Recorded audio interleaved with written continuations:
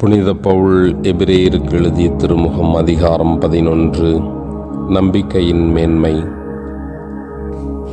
நம்பிக்கை என்பது நாம் எதிர்நோக்கி இருப்பவை கிடைக்கும் என்னும் உறுதி, கண்ணுக்கு புலப்படாதவை பற்றிய ஐயமற்ற நிலை. இந்த நம்பிக்கையால் தான் நம் மூதாதையர் நற்சான்று பெற்றனர். உலகம் முழுமையும் கடவுளின் சொல்லால் உருவாக்கப்பட்டது என்றும், காணப்படாதவற்றினின்று காணப்படுகிறவை உண்டாயின என்றும் நம்பிக்கையாலேயே புரிந்து கொள்கிறோம். நம்பிக்கையினால் தான் ஆபேல் காயினுடைய பலியை விட மேலான பலியை கடவுளுக்கு செலுத்தினார். அதனால் அவர் நேர்மையானவர் என கடவுளிடமிருந்து நற்சான்று பெற்றார். அவருடைய காணிக்கைகளை குறித்து கடவுளே சான்று பகர்ந்தார். இறந்து போன போதிலும் இந்த ஆபேல் நம்பிக்கையின் மூலம் இன்னும் பேசிக்கொண்டே இருக்கிறார். நம்பிக்கையாலேயே ஏனோக்கு சாவுக்கு உட்படாதபடி கடவுளால் எடுத்து கொள்ளப்பட்டார். கடவுள் அவரை எடுத்து கொண்டதால் அவர் காணாமற் போய்விட்டார். அவர் மேலே எடுத்து கொள்ளப்படும் முன்பே கடவுளுக்கு உகந்தவர் என்று நற்சான்று பெற்றவரானார். நம்பிக்கையினாலன்றி எவரும் கடவுளுக்கு உகந்தவராயிரலாது.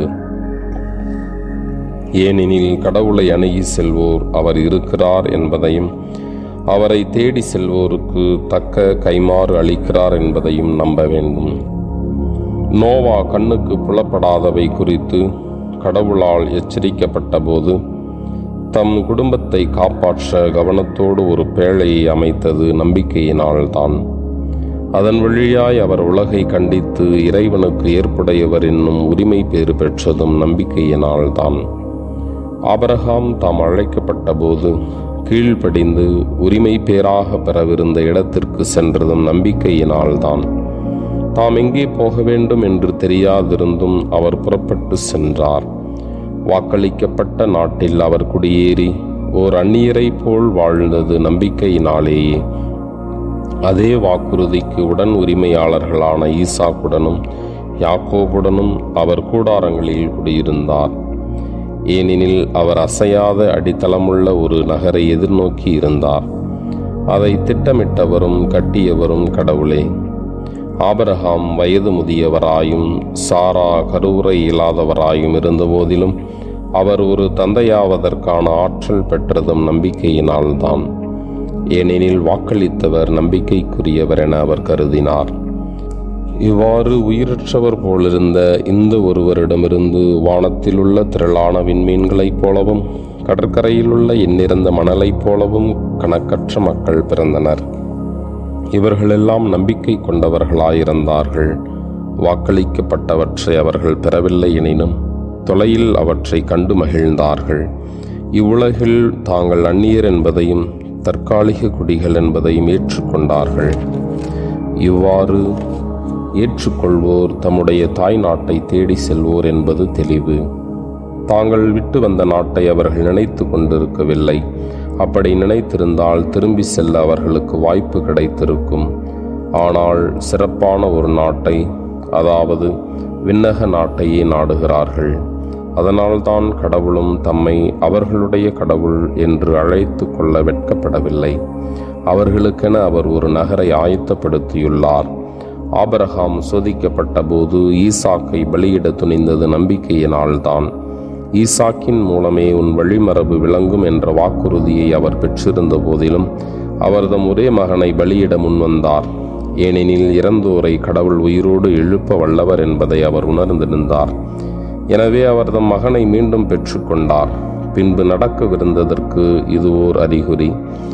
ஈசாக்கு பிற்காலத்தில் நிகழவிருந்தவற்றை குறிப்பிட்டு யாக்கோபுக்கும் ஏசாவுக்கும் ஆசி வழங்கியது நம்பிக்கையினால்தான்.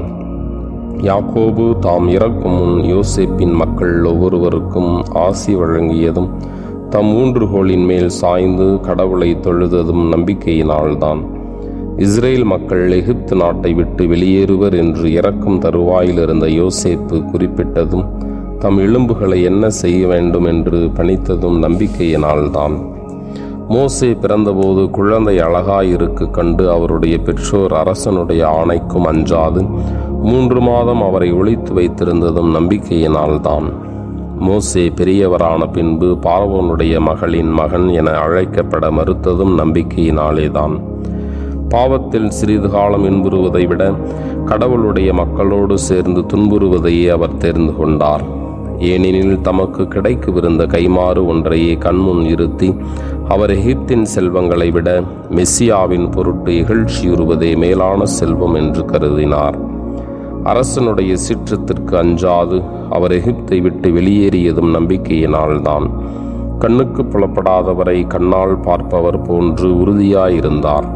அவர் பாஸ்காவை கொண்டாடியதும் தலைப்பேரானவர்களை அழிக்க வந்தவன் இஸ்ரேலரை தீண்டாதபடி இரத்தத்தை தெளித்ததும் நம்பிக்கையினால்தான். இஸ்ரேலர் கட்டாந்தரையை கடப்பது போன்று செங்கடலை கடந்து சென்றது நம்பிக்கையினால்தான். ஆனால் எகிப்தியர் அதை கடக்க முயன்றபோது மூழ்கிவிட்டனர். இஸ்ரேலர் 7 நாள் வலம் வந்த பின்னர் எரிகோவின் மதில்கள் விழுந்ததும் நம்பிக்கையினால்தான். விலைமகளான ராகாபு ஒற்றர்களை நன்கு வரவேற்று கீழ்ப்படியாதவரோடு அழியாது தப்பித்து கொண்டதும் நம்பிக்கையினால்தான். இன்னும் கூற வேண்டுமா? கிதியோன், பாராக்கு, சிம்சோன், இப்தாகு, தாவீது, சாமுவேல் ஆகியோர் பற்றியும் இறைவாக்கினர் பற்றியும் எடுத்துரைக்க எனக்கு நேரமில்லை. நம்பிக்கையினாலேயே இவர்கள் அரசுகளை வென்றார்கள், நேர்மையாக செயல்பட்டார்கள், கடவுள் வாக்களித்தவற்றை பெற்றார்கள், சிங்கங்களின் வாய்களை அடைத்தார்கள், தீயின் கொடுமையை தணித்தார்கள், வாழ்முனைக்கு தப்பினார்கள், வலுவற்றவராயிருந்தும் வலிமை பெற்றார்கள், போரில் வீரம் காட்டினார்கள், மாற்றார் படைகளை முறியடித்தார்கள், பெண்கள் இறந்த தம் உறவினரை உயிர்த்தெழுந்தவராய் பெற்று கொண்டார்கள். உயிர்த்தெழுந்து சிறப்புறும் பொருட்டு சிலர் விடுதலை பெற மறுத்து வதையுண்டு மடிந்தனர். வேறு சிலர் ஏளனங்களுக்கும் கசையடிகளுக்கும் ஆளாயினர். விலங்கிடப்பட்டு சிறையில் கூட அடைக்கப்பட்டனர். சிலர் கல்லெறிப்பட்டனர், 2ஆக அறுக்கப்பட்டனர், வாளுக்கு இரையாகி மடிந்தனர். செம்மறியின் தோளையும் வெள்ளாட்டு தோளையும் போர்த்து கொண்டு அலைந்து திரிந்தனர். வறுமையுற்று வாடினர், துன்புறுத்தப்பட்டனர், கொடுமைக்கு உள்ளாயினர். அவர்களை ஏற்க இவ்வுலகுக்கு தகுதியில்லாமல் போயிற்று. மலைகளிலும் குகைகளிலும் நிலவெடிப்புகளிலும் பாலை வெளிகளிலும் அவர்கள் அலைந்து திரிந்தார்கள். இவர்கள் அனைவரும் தம் நம்பிக்கையினாலே நற்சான்று பெற்றார்கள். ஆயினும் கடவுள் வாக்களித்ததை அவர்கள் பெறவில்லை. ஏனெனில் நம்மோடு இணைந்துதான் அவர்கள் நிறைவு பெற முடியும் என்பதை கடவுள் கருத்தில் கொண்டு நமக்காக சிறந்த திட்டம் ஒன்றை வகுத்திருந்தார். ஆண்டவரின் அருள்வாக்கு. இறைவா உமக்கு நன்றி.